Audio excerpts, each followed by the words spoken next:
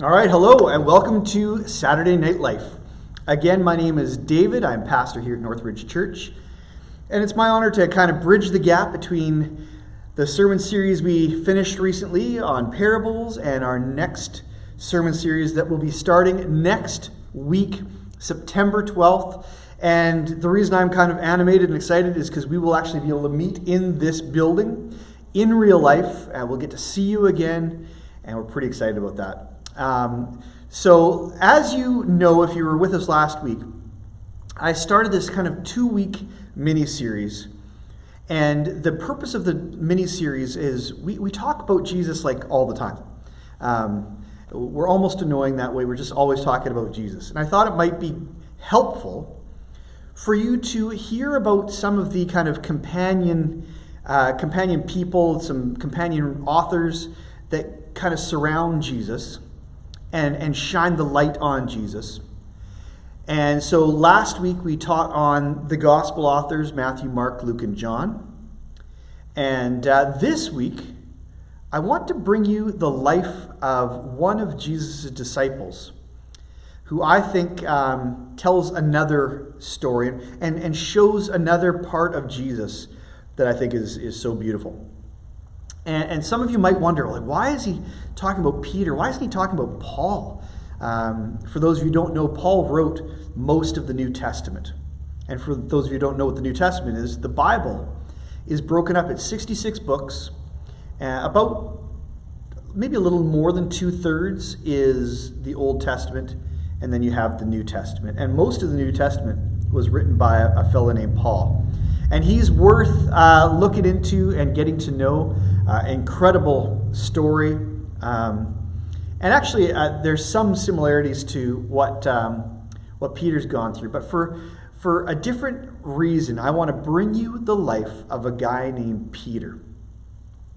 Now, I mentioned last week about Matthew, who is the first gospel author. Matthew was doing his own thing. He was a Jewish tax collector until Jesus basically walked up to him and said, "Hey, come follow me. We're going to change the world." And Matthew dropped everything, followed Jesus. And Matthew was a very unlikely person. So, for example, if I were wanting to take over the world, or if I wanted to get a message out to the world, if I wanted to change the world, I would be very selective about the people that I chose to create my team of 12 people who are going to follow me and be my hype man and change the world. I wouldn't choose somebody who was despised, basically a traitor to his country, like Matthew. But Jesus chose Matthew, and he chose a guy named Simon. And I know I was going to tell you about Peter. You'll get to that in just a second. Chose a guy named Simon. And Simon was a fisherman. And not your modern day fisherman who's got all the fish finder gadgetry in the ship. He's got all this modern technology. He was a rough, probably stinky, hardworking fisherman who would get up early, throw out his nets, and bring the fish in to sell, and probably go out again late at night. But a real rough, not necessarily known for being a good talker or being good with people. He was just a fisherman. And Jesus came to where he is, came to where he was when he was fishing, and said, "Hey, come with me. I'm going to make you fishers of men. I'm going to make you into somebody who is going to attract and bring in men, people. Instead of grabbing fish and getting fish from the ocean, you're going to get men and point their way to the kingdom." And he didn't even explain all that. He just said, "Come with me. I'm going to make you fishers of men." And amazingly, Peter drops what he was doing and followed without any kind of dialogue. There was no line of questioning like, "Well, what are we going to do? Who are you? What are we going to eat? Where are we going to stay?" He didn't ask any of that. Dropped everything he had and followed Jesus. And that began basically a 3-week camping journey with Jesus, where he sat at the feet of Jesus. He listened to all of his teachings.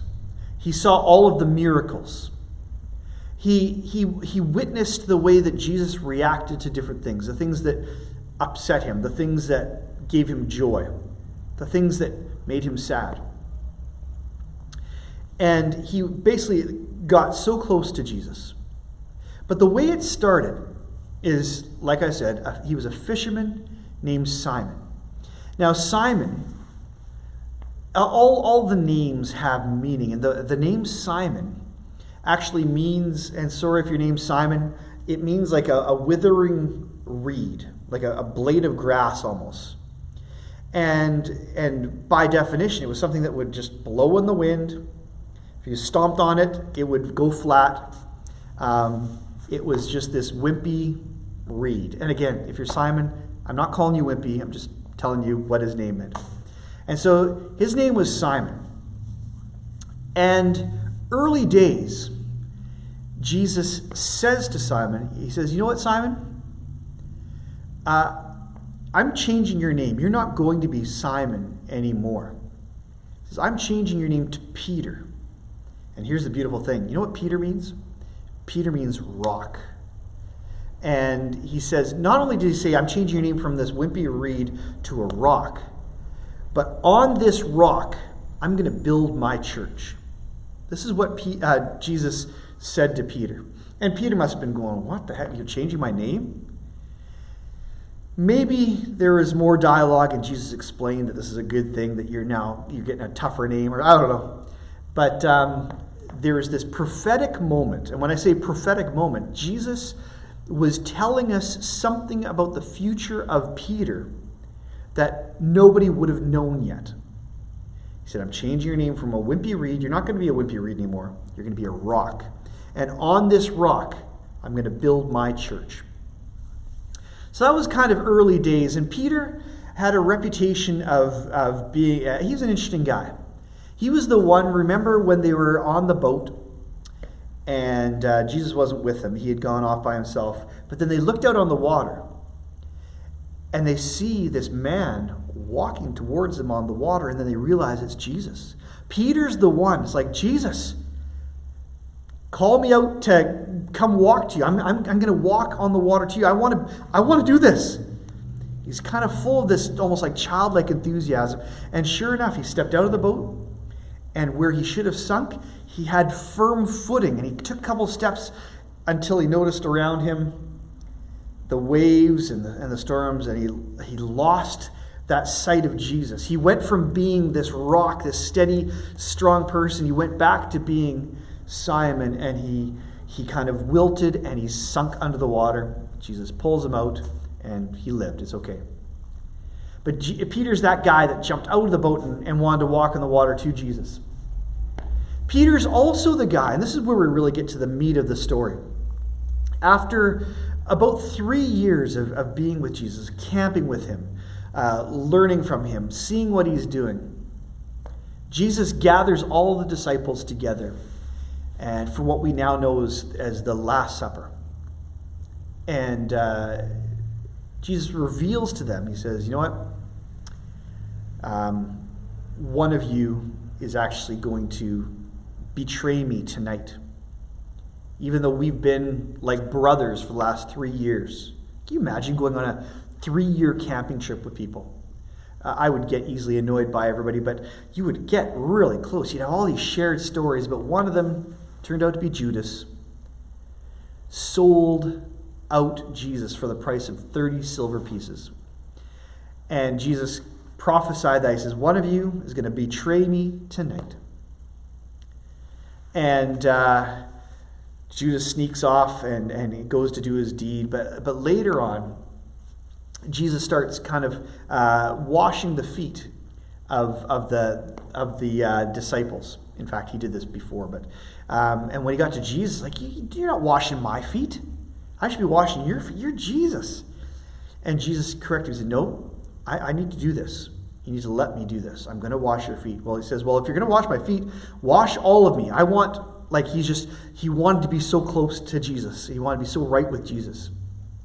And he said, no, it's just your feet. Don't worry about it. Later on, it was told that all of the disciples were going to fall away. Jesus said, you know what? I know you guys love me, but you're all going to kind of fall and fail in your faith and your association with me. And I remember, we read about Peter. Peter's like, and I believe he was being totally honest. He just gets almost like mad. Jesus, I would never fall away. I would never let you down. I would never let anything ever happen to you. I would follow you to the point of death. I would give my life for you, Jesus. That's what Peter was saying. He was feeling very rock-like. Maybe even raised an eyebrow. The Rock, you get it? Yeah. Anyways, he was feeling very much like the Rock, full of like bravery and courage. He said, Jesus, I would never let anything happen to you. I would give my life before anything ever happened to you. And Jesus looked at him, and he must have been like, oh, Peter, you just don't know. And he told Peter, he says, tonight, before the rooster crows 3 times, before the rooster crows, you will have denied me 3 times. Denied that you even know me. And Peter must have been just choked because he's still full of adrenaline and courage and like, no, I would do anything for you. Well, a couple things happened after that. Jesus went out and he said, you guys, can you just pray with me? I need your support right now. And Jesus, in his most vulnerable moment, when he's praying to God, in fact, it says in this word that he was just so intense. He knew what he was going into. He was about to be crucified, killed on the cross. And he was so stressed out about it, he was literally sweating blood, crying out to God. Like, God, if we can get around this, if I don't have to do this, please save me from doing this. And he's just stressed out. He's asked his disciples to pray with him. Well, they all fell asleep. And they were awoken by soldiers who came to take Jesus away. And Peter, kind of true to his word, pulls out a sword and hacks off the ear of one of the soldiers. I don't know if he had really good aim or really bad aim, but he was mad and he wanted to fight these guys and protect Jesus. And Jesus said, no, that's not the way it's going to go. I'm going to go with these guys. And that began the trial and the torture and the crucifixion of Jesus. But while that was going on, the disciples all faded into the background. But they wanted to know what was happening to Jesus. And so there's this picture in the Bible of people kind of murmuring about Jesus' followers. Like, what's happened to them? And somebody sees Peter and they're like, wait a second, I think he's one of them. And Peter's response is like, I'm not one of Jesus. I don't know what you're talking about. I don't know who he is. A little while later, somebody else spots him and says, no, he was definitely with Jesus. And Peter's like, no, forget it. I wasn't with Jesus. And then a third time, another person says, that guy was definitely with Jesus. And it says that Peter cursed. So I imagine he dropped this big F-bomb. I don't know Jesus, he said. And then the next thing he hears is cock-a-doodle-doo. And the rooster crowed, fulfilling the prophecy about what Peter would do, denying Jesus 3 times before the rooster even crowed. Now, I don't know about you. I don't know what kind of friendships you've had, what kind of loyalty you've experienced. But I believe that Peter loved Jesus. That he had seen Jesus do things that made him just fall in love with him. He wanted to follow him, and he really did want to follow him even into death. But just as Jesus predicted, Peter failed. He turned back into that withering reed and basically got blown over and squashed by fear. Unfortunately, that's who Peter was. And it feels like this moment of like, well, Jesus, you said Peter was so much more. You said he was a rock, and you said you were going to build your church on this rock.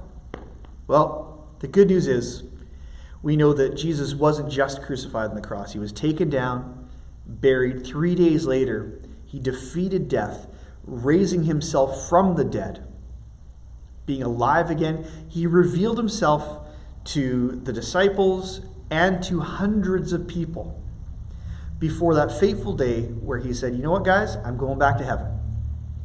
And his last words were a couple of things. He said, I want you to tell people what you saw in me. Tell people about me. Be my witnesses in Jerusalem, Judea, Samaria, and to the ends of the earth. Go out and tell everybody about me and what I've done, how I've changed your life. But then the other thing he says is first, go and wait. I'm going to send my Holy Spirit. I'm going to send the Holy Spirit. He's going to come and he's going to change everything. You think, like, I can only imagine the disciples like, don't go, Jesus. We need you. The world needs you. The best way, they're probably thinking strategically, the best way to change the world and tell people about you is for you to show people that you're alive. Show them the holes in your hands and the hole in your side. But Jesus says, no, I've got something even better planned for you. I'm going to send the Holy Spirit, and he's going to give you power. And he's going to change everything. Well, I don't know about you, but if I was one of the disciples, I'd be like, Jesus, this plan stinks. Stick around. But he ascended to heaven to be with the Father. Well, the disciples assembled to pray. And they just waited and they prayed. And it describes that they were in this upper room.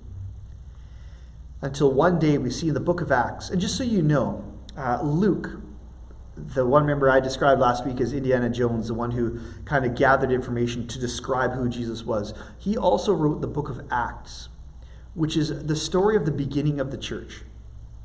And in the book of Acts, it describes the disciples where they bring in a new 12th disciple because Judas has gone off and hanged himself. They're all praying in this upper room.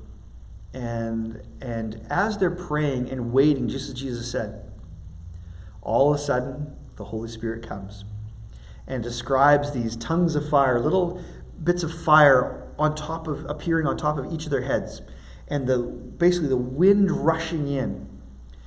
And one of the first things that they experienced, they started to speak in other tongues, which literally means, in this case, they started speaking languages that they didn't know. In fact, the people outside, they thought two things. First of all, they thought, what is this jibber-jabber? They're all drunk. But then some of them, visitors from other faraway lands, they started to hear people speaking in their language. They're like, well, how does this guy know German? He's not German. And I don't know if Germany even existed. I doubt it did. But the different languages, they started to recognize them. And eventually, it was Peter, the one who denied Jesus 3 times, who failed his biggest life test. He failed. He got 0 out of 3 on that life exam. He was this withering reed named Simon. Peter appears, comes out, and he starts speaking to the crowd. Now, there's something different about Peter this time. Remember, the Holy Spirit has fallen and filled Peter.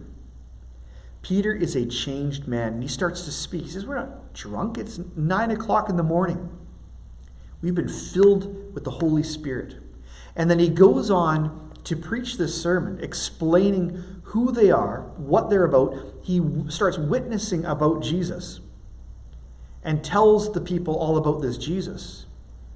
Well, 3,000 people made the decision to start the church that day. They became sons and daughters of God. And so the church was started. Oh, and so Jesus got it right. On this rock with Peter, that's where he's going to start his church. That was the beginning of church. And that's historically significant. But what I want to hammer home today is the difference between Peter, who failed. He was this Simon the Reed. That's who he was before being filled with the Spirit, before really connecting with Jesus. And then after he was full of the Holy Spirit, he was transformed into Peter the rock. And it was then on that rock that Jesus started his church. On his own, he failed the test. But with Jesus, with the Holy Spirit, He stood up to the crowds and spoke to them boldly and publicly. And 3,000 lives were changed that day.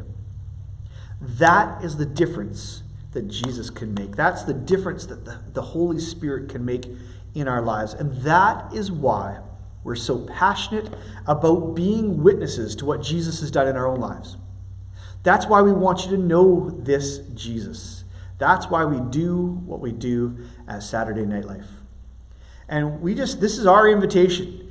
Jump on board. We want to tell you more.